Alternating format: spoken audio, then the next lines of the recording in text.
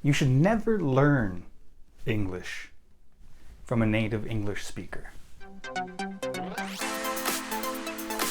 A very long time ago, I was an exchange student in Korea, 8 years ago. And as an exchange student, I took English classes in Korea at a Korean university. But I also had to go to a 한국어 어학당. And I thought I was going to be amazing because I know French. And I never really studied French. That's the key part. I learned it as a child. I went to a special school from kindergarten till 3rd grade where I just spoke French. And it just came to me naturally. I'm super lucky for that, super grateful. And I live in San Diego, and a lot of people speak Spanish. And I was able to just kind of pick up some Spanish. I worked at like a McDonald's where there were a lot of Mexican people working, and some of them didn't speak English at all. Some of them spoke less English than they did Spanish. And because of that, I was able to kind of naturally pick up some Spanish because it's very similar to English and very similar to French, and I was just able to naturally pick it up. So I was going to Korea and I thought, yeah, I'm going to take these Korean classes and I'm just going to be this natural phenomenon. I'm going to be amazing. It's going to be great. No. The exact opposite happened. I completely failed the class by a lot. Now, one thing, now I always say when someone's an English speaker, they want to learn Spanish, Italian, or French, I say, that's not learning a language, that's learning an accent. Because when you learn a real completely different language like Korean or Chinese or Japanese or Arabic, those languages for us are like damn near impossible. That's really learning a new language. And my main problem was I had no way of memorizing new words. When I wanted to memorize a new word in Spanish, it was like, this is difícil. Oh, what the heck is that? Oh, in French it's difícil. Oh, in English it's difficult. Great, I'm learning Spanish and it's really easy to pick up on like that. Not true in Korean. If I want to say difficult in Korean, I say 어려워요. To any native English speaker hearing that word, that doesn't sound like a word at all. Okay, it sounds just like, we need hard consonant sounds. So when we hear 어려워요, we hear, okay, so when I first met this language, I was like, oh shit, this is going to be super hard. So I had no real solid strategy for how to take basically a sound, because that's what these new Korean words were for me, just sounds, and compute that and learn that as a word or a concept or an idea. And because of that, I failed the class massively. Now, I want to get on to what I said at the top of the video, which is you shouldn't learn English from a native English speaker for one big reason. We don't know how to learn other languages. We've never had to learn another language in our life because everyone speaks our language. And yes, we go to school, and in high school, I think in American high schools, it's still 3 years required of a foreign language study, but you just kind of get through that. Nobody cares. It's really weird just how much nobody cares. And you kind of get through it and you learn almost nothing. So we really have no strategies for learning a new language. And this is it's really weird to me because Korean people look at many native speakers, almost all native speakers, as the master of English, which we are. But a language, especially your own native language, is completely different from almost any other skill there is. Now think about it like this. Let's say you meet a pro golfer who's the best at golfing ever. He wasn't just born with that. He didn't just naturally have that. He started at exactly the same place as everyone else starts, which is, I don't know what golf is. I don't know how to golf. I need to learn how to golf. A language is not like that. A language is like, moving your arm out or in, or how to put on clothes. It's just something you're born intuitively with. So how do you teach something like that? How could we even know how to teach something like that? There's the word for teacher in Korean, which is somsengnim, which is very indicative of the point I'm trying to get to, which is som means before, seng means life, nim means, honorific. So basically, the Korean word means person who did this before me. So with something like a golf teacher, that makes sense because here you are sitting trying to learn golf.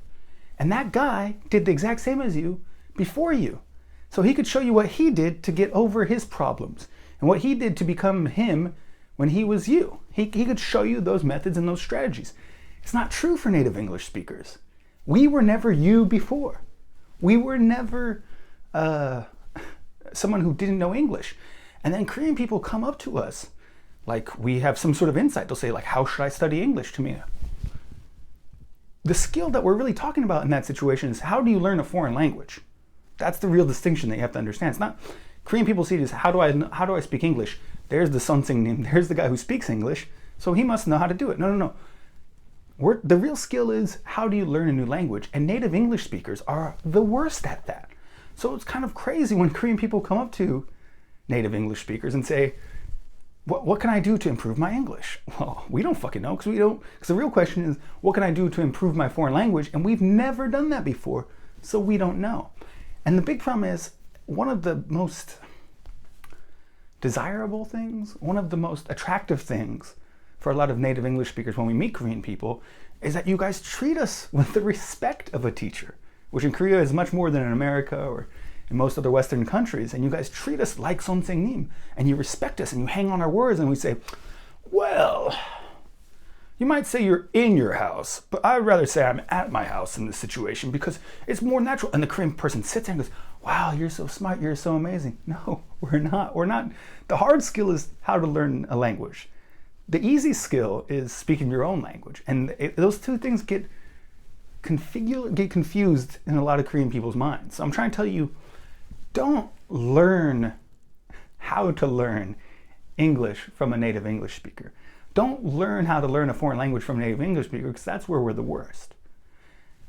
Now, everything I've said so far is very contrary to the idea most Korean people have of learning English. The idea is you have to go speak with a native English speaker. You have to hear what he's saying. You have to watch them on TV. You have to read books that they read, and that helps with English.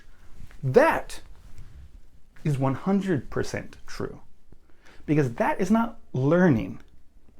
That is practice. And that is a big deal. You do want to practice English with a native English speaker as much as you can. Whether that means reading a book written by one, or watching TV, or the best thing you can do, obviously, is to not learn English from a native English speaker, but practice English with a native English speaker one-on-one. Nothing can replace that in any language, no matter what language you're learning, especially now that I've been learning Korean. I realize this even more, that speaking one-on-one with a native language speaker is just the best way to learn that other language.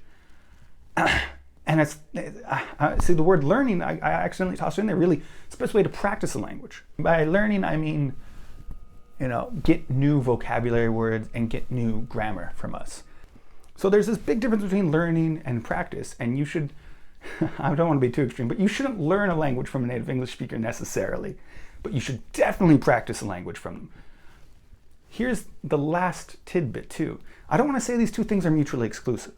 Sometimes you're practicing English with a native English speaker, and you end up learning something new. I say a new word and you go, hey, that's a new word, and you're actually learning something. You're not just practicing an old word that you've heard before, and then you try to put it into a sentence and go, oh good, that was good practice, and then in the future you can use it naturally. Or sometimes you'll hear a whole new word from a native English speaker that you've never heard before, and that is learning. And sometimes when you're learning, you're also practicing, and probably both of them are never completely mutually exclusive. Both of them happen at certain times and don't happen at other times. So maybe you'll be learning like at a hagwon, and you'll actually be learning, here's a list of words, or here's some grammar that you're learning, and you'll be speaking to someone in English while you're learning it. And you'll be practicing at the same time. So they're not mutually exclusive. The point is, and I think this is maybe the biggest thing I want to show my audience, is when you find a native speaker, don't go up to them and start asking them, how can I learn new English words? Or how can I learn all the cool English sentences? Or it's even weird when Korean people are really interested in like how to say hello, goodbye in all of our colloquial ways. Just practice with them. Use them for practice.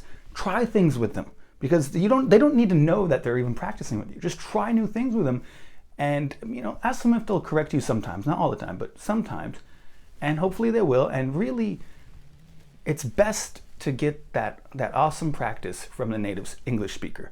And I would suggest don't waste your time trying to get them to teach you English.